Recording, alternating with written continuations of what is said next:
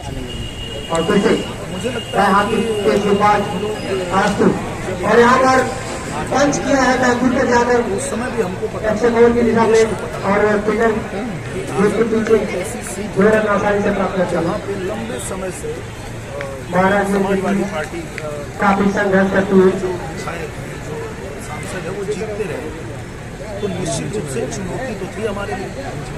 लेकिन जनता के बीच में हम लोग जब आए और जनता को हमने ये भरोसा दिलाया कि डबल इंजन की सरकार है देश में, और अगर आजमगढ़ भी उससे जुड़ता है और वो हम लोगों ने करके दिखाया, चाहे वो रासेपुर तितरा का मार्ग हो, चाहे बिलरियागंज वाला मार्ग हो, या ऐसे बहुत से काम थे जो बहुत समय से नहीं हो रहे थे। वो सारा काम जो है यहाँ पे जैसे कमल खिला वो तेजी से हुआ। हमारे पूजनीय प्रधानमंत्री की विशेष दृष्टि वो आजमगढ़ पे है, हमारे मुख्यमंत्री जी की दृष्टि आजमगढ़ पे है।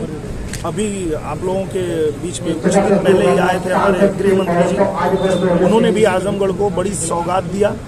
और आने वाले समय में जो 6 महीने का समय और है हम लोगों के पास, तो इसमें भी मेरा प्रयास यही है कि मैं केंद्रीय मंत्रिमंडल से ज़्यादा मंत्रीगण को आजमगढ़ ला सकूं और आजमगढ़ में जो और भी विकास की प्रक्रिया है उसको आगे बढ़ाया जा सके। समाजवादी पार्टी क्यों अस्वस्थ नजर आ रही है? उनका कहना है कि जीत तो भारतीय जनता पार्टी की तुक्का थी, लेकिन मेन चुनाव 2024 में होगा जहां हम बड़ी जीत दर्ज करेंगे। मुझे लगता है कि समाजवादी पार्टी के लोग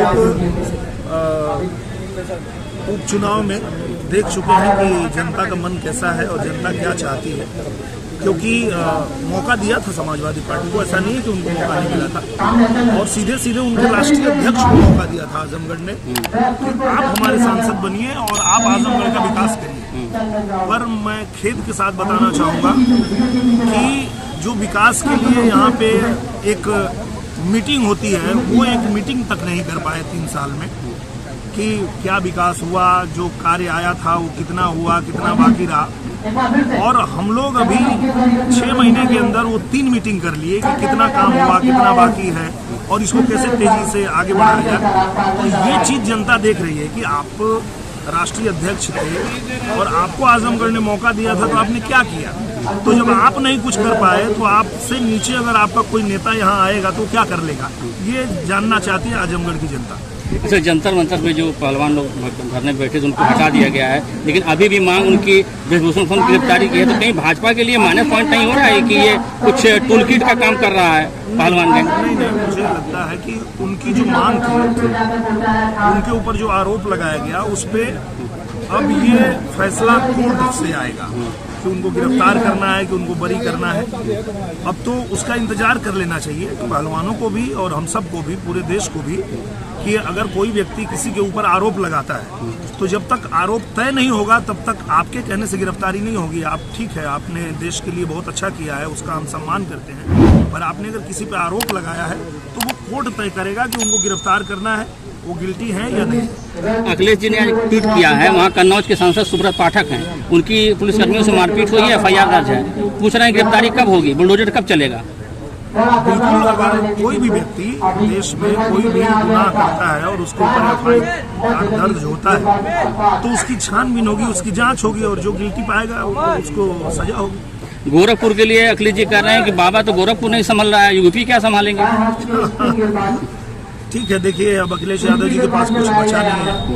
अब सिर्फ अखिलेश यादव जी हो गए, हमारे राहुल गांधी जी हो गए, ये लोग सिर्फ इनके पास बचा है कि हमारे देश की जितनी उपलब्धियां हैं, आज गोरखपुर जिस तरह से चमक रहा है, मुझे लगता है कि हम लोग जब मुंबई में शूटिंग करते थे तो हमको लगता था कि सपनों की नगरी मुंबई है, पर पूजनीय महाराज जी ने गोरखपुर को इतना सुंदर बना दिया है कि लगता है कि हम मुंबई के बाहर नहीं, हम मुंबई में हैं, ऐसा लगता है गोरखपुर जाने पे।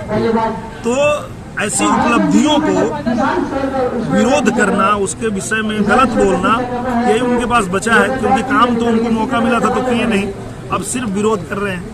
अच्छा, राहुल गांधी जी यूके गए, वहाँ भारत की बदनामी करा के आए, अमेरिका गए, वहाँ भी विवादित बयान दे रहे हैं, और उनके जो आयोजक हैं सब कश्मीर को हटाने वाले हैं, मतलब कश्मीर का जो विरोध करने वाले हैं वही वहाँ कार्यक्रम के आयोजक हैं, उनको क्या कहेंगे? मैं यही कह रहा हूँ कि ये विपक्ष के जो लोग हैं ये मोदी जी का विरोध करते करते कब देश के विरोध में उतर जाते हैं उनको पता ही नहीं चलता है। प्रॉब्लम यही है कि आप मोदी जी का विरोध करिए, आप भाजपा का विरोध करिए, पर आप विरोध करते करते आपका स्तर इतना गिर जाता है कि आप देश के विरोध में बात करने लगते हैं। यही उन लोगों को समझ नहीं है। 24 की लड़ाई को किस तरह देख रहे हैं? विपक्ष एकजुट हो रहा है। 12 तारीख को जून में पटना में बड़ी रैली हो रही है विपक्षी दलों की। मुझे लगता है कि पूरा देश जानता है कि ये जितने भ्रष्टाचारी हैं, जिनके ऊपर इतना भ्रष्टाचार का आरोप है, जिनको देश ने मौका दिया तो इन लोगों ने सिर्फ देश को कमजोर किया है, तो ऐसे लोग इकट्ठा हो रहे हैं एक ऐसे व्यक्ति को रोकने के लिए जो पूरे दुनिया में भारत का नाम रोशन कर रहे हैं, भारत को मजबूत कर रहे हैं।